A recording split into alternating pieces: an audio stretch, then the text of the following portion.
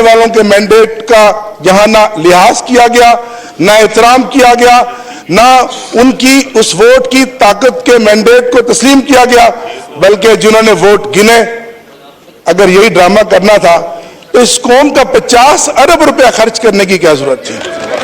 ये तमाशा था। कहते हम इस ऐवान को बालादस्त बनाएंगे, ये ऐवान बालादस्त बनेगा जो हमारे मैंडेट को चोरी करके होगा। मेरा पैगाम है उन लोगों को जो कहते थे कि इमरान खान के नाम पे कांटा लग गया है। आपने देखा कल और आज, आपने देखा कल और आज इस ऐवान में जो कांटा लगाने वाले आंखें खोल कर देखें, कल और आज इस ऐवान में इमरान खान की तस्वीरों के साथ, नारों के साथ ये ऐवान गूंज रहा है। अस्सलाम वालेकुम नाजरीन, अगर आज भी आप समझते हैं कि 8 फरवरी के इंतखाबात पर उठने वाले सवालात खत्म हो चुके हैं तो ये तकरीर शायद आपकी राय बदल दे। आज असम्बली के फ्लोर पर ऐसे दावे किए गए जिन्होंने पूरे ऐवान का माहौल बदल कर रख दिया। फॉर्म 45 और फॉर्म 47 मैंडेट अवामी वोट इमरान खान और मौजूदा सियासी सूरत हाल पर एक के बाद एक ऐसे नकात सामने आए जिन पर आज भी मुल्क भर में बहस जारी है। आखिर मुकर्रर ने ऐसी कौन सी बात कही जिस पर ऐवान नारों से गूंज उठा और आखिर में इन्होंने हुकूमत को क्या पैगाम दिया? पूरी तकरीर के अहम लम्हात और मुकम्मल तज्जिया जानने के लिए वीडियो आखिर तक जरूर देखिए और वीडियो देखने के बाद कमेंट्स में अपनी राय जरूर बताएं। क्या आपके ख्याल में अवामी मैंडेट का मुकम्मल एहतराम हुआ या नहीं? आए नाजरीन, सबसे पहले ये जबरदस्त वीडियो देखते हैं, फिर इसके ऊपर बात करेंगे। मेरे वोट 91 निकले और आपके वोट 191। मैं सिंगल पार्टी हूं और आप 7 पार्टियां हैं।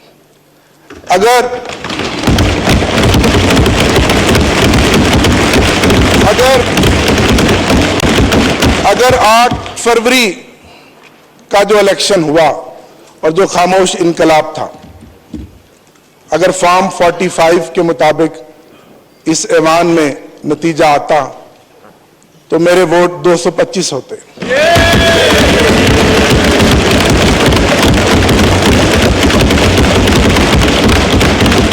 8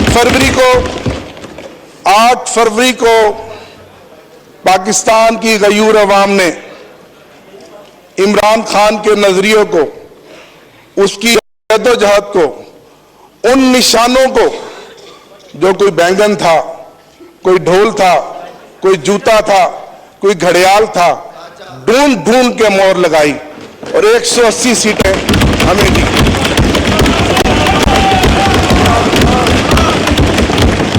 और फिर क्या हुआ? एक इलेक्शन 9 फरवरी को हुआ और आप जानते हैं, आपकी क़यादत जानती है कि फॉर्म 47 के जरिए हमारे मैंडेट पे डाका डाला गया और 80 कौमी असम्बली की सीटें हमसे छीनी गईं। जनाब स्पीकर, अगर वो 180 सीटें हों और हमारी खुसूसी नशिस्तें हों तो आज भी तहरीक इंसाफ इस ऐवान की सबसे बड़ी अकेली सिंगल लार्जेस्ट पार्टी है। मैं इस पार्टी का चीफ विप रहा हूं। मुझे फिर खान साहब ने, मेरे कायद ने चीफ विप बनाया। काउंटिंग मेरा काम है, आप जानते हैं।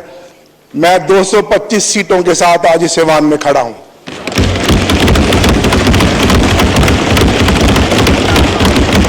मैं सलाम पेश करता हूं अपने इन भाइयों को। जनाब स्पीकर, 94 सीटों का रिजल्ट हमें दिया गया। एक शख्स लोटा बन गया, 2 के नोटिफिकेशन रोके हुए हैं। ये 91 आज सुबह मेरे साथ इकट्ठे आए। आज सुबह तक इन पर बेपनाह प्रेशर था, दबाव था और आप सब कुछ जानते हैं जो कुछ हमारे साथ साल 1.5 साल से हो रहा है। लेकिन मैं खराज तहसीन पेश करता हूं कि पूरे 91 के 91 वोट हमारे निकले हैं।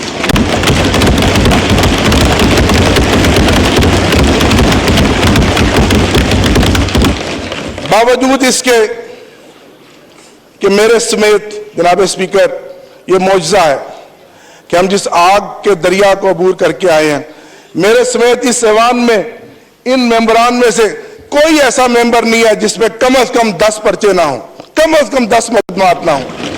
और आप जमहूरियत की बात करते हैं, आप ऐवान की बालादस्ती की बात करते हैं। ठीक कहा मेरे भाई ने, ताकत का सर चश्मा आवाम है। ये सब किताबी बातें हैं, सब नारे हैं। मुझे अपने एक दोस्त की बात याद आ गई कि कितने अफसोस की बात है, यहां बहुत सीनियर्स बैठे हैं, कि जिसने कहा नहीं जनाब, इस मुल्क में मैटर वो करता है वोट डालने वाले नहीं, वोट गिनने वाले। और ये साबित हुआ है कि वोट डालने। जनाब स्पीकर, जनाब स्पीकर, जनाब स्पीकर, ये इलेक्शन नहीं था, ये सिलेक्शन थी। और ये सिलेक्शन ऑक्शन के जरिए की जा रही थी, ये ऑक्शन थी। और इस ऑक्शन में जानते हैं मेरे कई सूबों के मेंबरान यहां बैठे हैं जिनको पता है कि इस ऑक्शन में बोलियां लगी, उन सीटों की कीमतें लगी, और वो कीमतें और वो सीटें बिकी, और फिर उन लोगों को करोड़ों रुपए के अवज यहां का ऐवान का मेंबर बनाया गया। मेरा दिल दुखता है। मैं एक पॉलिटिकल वर्कर हूं, मैं तीसरी दफा इस ऐवान का हिस्सा बना हूं। कल कहने पे तो ये तारफी सेशन था, लेकिन मेरे दोस्तों के चेहरे लटके हुए थे, सोगवार थे, रंग उड़े हुए थे, जमीर मुर्दा थे। कल मुझे कहने दीजिए कि कल का ये सेशन ताजियती सेशन था, ये तारफी सेशन नहीं था, ये ताजियती सेशन था, ये ताजियती सेशन था। आज पूरा मुल्क सोगवार है। इलेक्शन होता है, एक नई चमक आती है, एक रमक आती है, लोगों में एक उम्मीद पैदा होती है कि एक हुकूमत बनेगी, हमारे मसाइल का मदावा करेगी। आज सबसे बड़ा मसला हमें अपने एनर्जी क्राइसिस का है। बिजली और गैस की कीमतें जो बेतहाशा पिछले एक महीने में निगरान हुकूमत ने बढ़ाई हैं, लोग चीख रहे हैं। बिजली का यूनिट जो पिछली गर्मियों में हमने 70 रुपए फी यूनिट इस्तेमाल किया था, 85 रुपए पर यूनिट हम इस्तेमाल करेंगे। लोग मर रहे हैं, कहां जाए लोग? आपके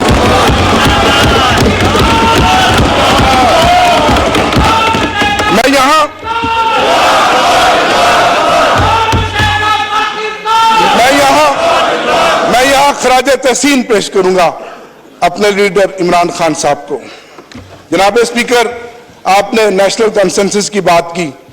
लतीफ खोसा साहब और अली मोहम्मद खान साहब हम जेल में गए।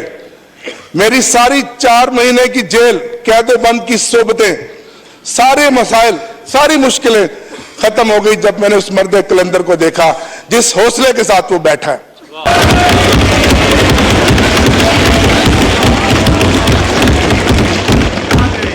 जनाब स्पीकर,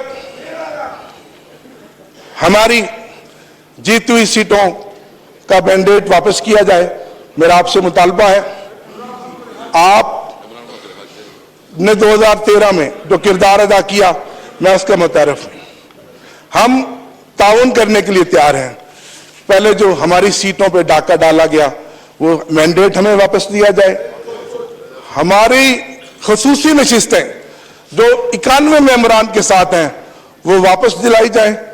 इससे ज्यादा जुल्म जनाब स्पीकर क्या होगा कि अगर ये 93 लोग जीत कर भी आ गए हैं किसी मौजे के बाद, आज भी इनके हलकों में गिनतियां कराई जा रही हैं। कल एक मेरा मेंबर फैसलाबाद में उसकी रिकाउंटिंग करवाई गई, जबकि आप जानते हैं ट्रिब्यूनल्स बन गए हैं। 5 दिन पहले लोधरा के एक मेंबर की रिकाउंटिंग कराई गई। बताएं हम कहां जाएं, किसको फरियाद करें? निसार मैं तेरी गलियों पे है वतन कि जहां चली है रस्म कोई ना सर उठा के चले। निसार मैं तेरी गलियों पे है वतन कि जहां चली है रस्म कोई ना सर उठा के चले। कोई जो चाहने वाला तवाफ को निकले, नजर चुरा के चले, जिस्मो जान बचा के चले। बने हैं अहले हवस मुद्दई भी और मुनसफ भी खुद। बने हैं अहले हवस मुद्दई भी और मुनसफ भी खुद। किसे वकील करे, किससे मुनसफी चाहें।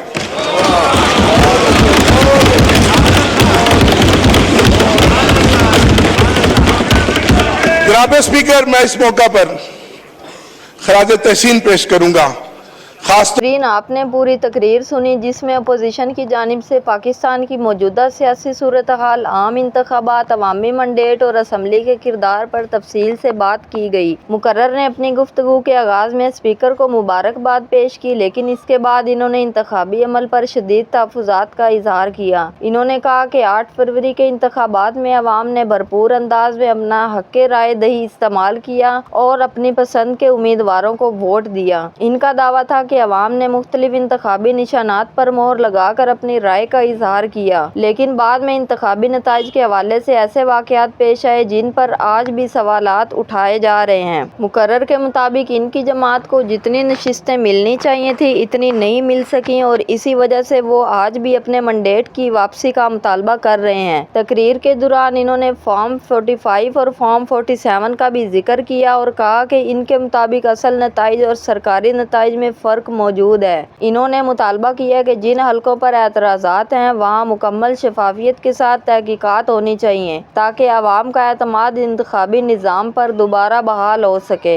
इन्होंने अपनी जमात के अरकान का जिक्र करते हुए कहा कि कई रहनुमाओं और कारकुनों ने सख्त हालात का सामना किया, मुकदमात बर्दाश्त किए और मुख्तलिफ मुश्किलात के बावजूद अपने सियासी मौक़िफ़ से पीछे नहीं हटे। इनका कहना था कि ये तमाम लोग अवाम की नुमाइंदगी के लिए असम्बली तक पहुँचे हैं और इनकी जद्दोजहद को नज़रअंदाज नहीं किया जा सकता। इस खिताब में मुल्की माईशत भी एक अहम मौजू रही। मुकर्रर ने कहा कि महंगाई ने अवाम की ज़िंदगी बहुत मुश्किल बना दी है, जबकि बिजली और गैस के बढ़ते हुए बिल, रोज़मर्रा अशियाए ज़रूरिया की कीमतों में इजाफा और बेरोज़गारी जैसे मसाइल अवाम को शदीद परेशान कर रहे हैं। इन्होंने कहा कि नई हुकूमत की सबसे बड़ी जिम्मेदारी यही है कि वो अवाम को फौरी रिलीफ फराहम करे और ऐसे फैसले करे जिनसे आम शहरी की जिंदगी आसान हो। इन्होंने कौमी असम्बली के किरदार पर भी जोर दिया और कहा कि पार्लियामेंट वो इदारा है जहां अवाम के मसाइल पर संजीदगी से बहस होनी चाहिए। इनके मुताबिक अगर असम्बली मजबूत होगी, कानून की हुक्मरानी कायम होगी और अवाम के वोट का एहतराम किया जाएगा तो मुल्क सियासी इस्तेहकाम की तरफ बढ़ेगा। इनका कहना था कि जमहूरियत सिर्फ इंतखाबात का नाम नहीं बल्कि अवाम के फैसले को तस्लीम करने का नाम भी है। तकरीर में इमरान खान का भी बार बार जिक्र किया गया। मुकर्रर ने कहा कि इनके मुताबिक इमरान खान आज भी अपने मौक़िफ़ पर कायम है और वो कौमी मफाहमत और मुल्क के बेहतर मुस्तकबिल के लिए बातचीत के हामी हैं। ताहम इनके बकौल सबसे पहले अवाम के मंडेट का एहतराम ज़रूरी है। नाजरीन, अब आपकी क्या राय है? अपनी कीमती राय वीडियो के कमेंट सेक्शन में हमें दें और मुझे दें इजाज़त। अल्लाह निगहबान।